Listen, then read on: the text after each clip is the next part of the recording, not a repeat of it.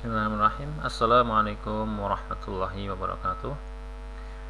Pada para santri kelas 11 yang kami banggakan dan yang kami cintai, alhamdulillah di kesempatan kali ini kita bisa berjumpa kembali di sistem pembelajaran kita jarak jauh mata pelajaran biologi kelas 11 semester pertama. Sekarang kita sudah masuk pada bagian yang kedua dari bab keempat dari sistem peredaran darah manusia, ya. Kita review sejenak pada beberapa pertemuan pekan kemarin yang membahas awal, ya, pengenalan kita pada sistem peredaran darah, ya. Secara umum sistem peredaran darah itu mencakup ada darah, jantung, dan pembuluh darah. Kemudian darah, ya, tersusun atas sel darah dan plasma darah. Sel darah terbagi menjadi tiga, ada sel darah merah, sel darah putih, dan keping darah atau trombosit. Kemudian secara umum, ya,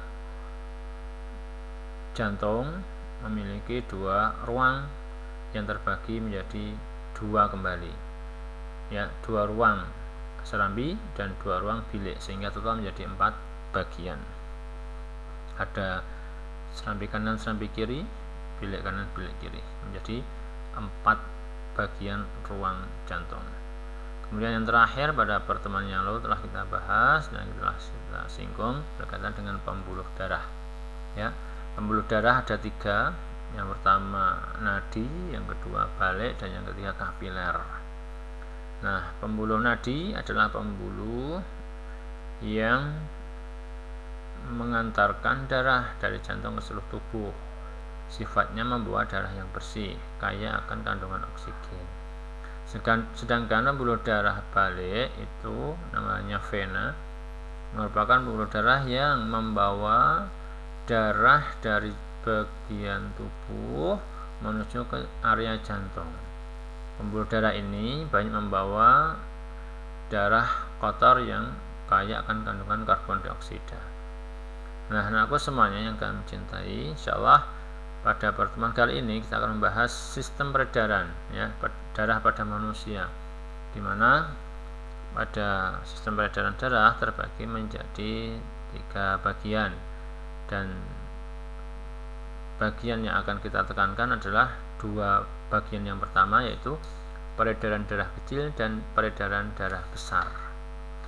Nah, kita masuk pada peredaran darah yang pertama, yaitu peredaran darah kecil.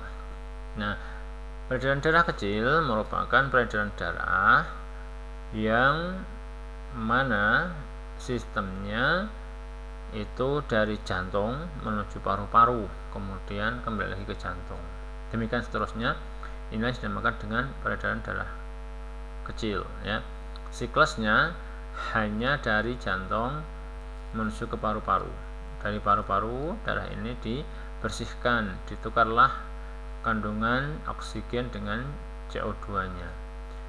Nah, kita mengambil oksigen dari lingkungan, kemudian kita tukarkan, ya, dengan darah yang banyak mengandung zat CO2.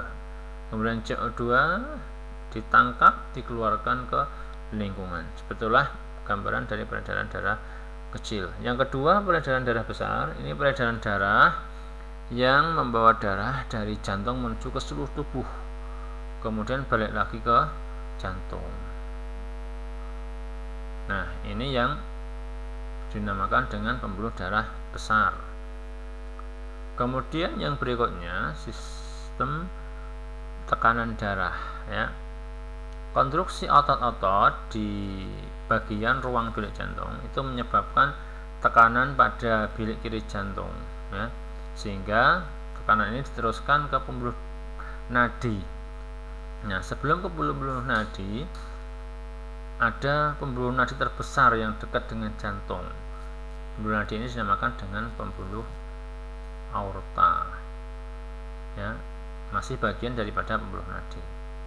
sehingga dengan diteruskannya ke pembuluh nadi ini dapat dirasakan pada dinding pembuluh nadi ya, yang juga bisa dirasakan sebagai denyut nadi.